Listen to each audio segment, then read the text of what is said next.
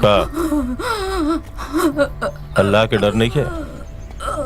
अरे ये को लड़की भी, अरे अब्दुल की बेटी,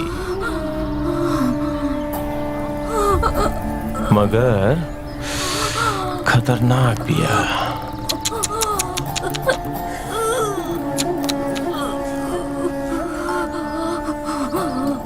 कहले रहनी ना हमारा खिलाफ केस मत करिया। हम जैसन बने ठीक वैसे ही रहा, और तू जैसन बाड़ू वैसे ही रहा।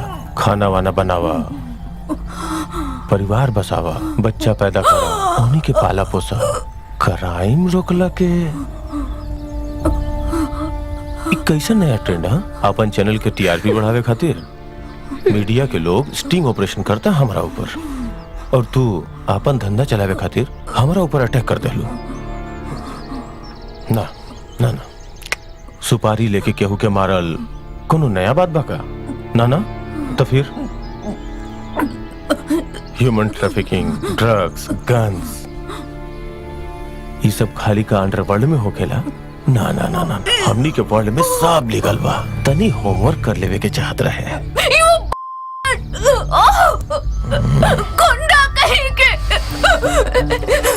एगो कमजोर औरत पे।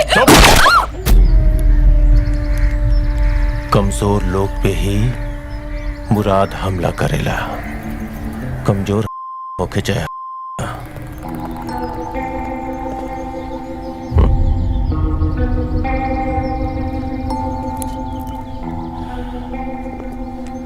का भइल आमिर, तो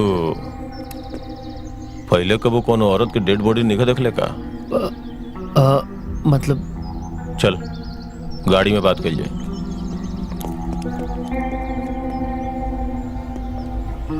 चल तू चल। ओफ, ये दर्द, इस साला माइग्रेन जोन बना, और लोग के का लगेला कि खून खराबा बहुत ही आसान बा।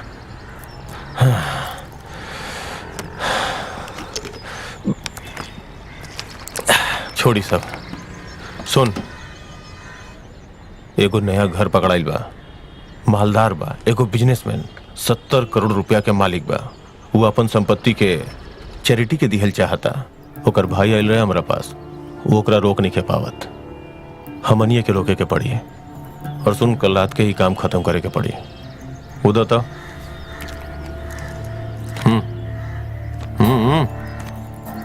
हो जाए मुराद भाई। गुड। सुननी है कि तू ब्याह कर ले बड़े? हाँ। घरे को बुलाओ। मगर भाई उना जाने ला कि हम कौन काम करेंगे। मटन ठीक बा। कब? ये काम हो जाए ओकरा बाद। आमिर है ना, हमार माई एगो बात कहत रहे, ये धंधा में केहू पे विश्वास ना कइल जाला। न बाप, न माई, न भाई, न बहन, न दोस्त।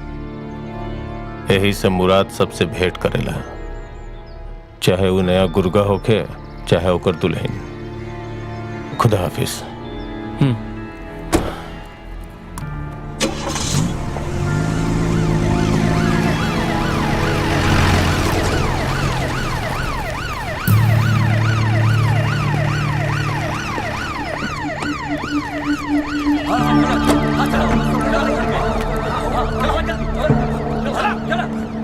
जल्दी आवा।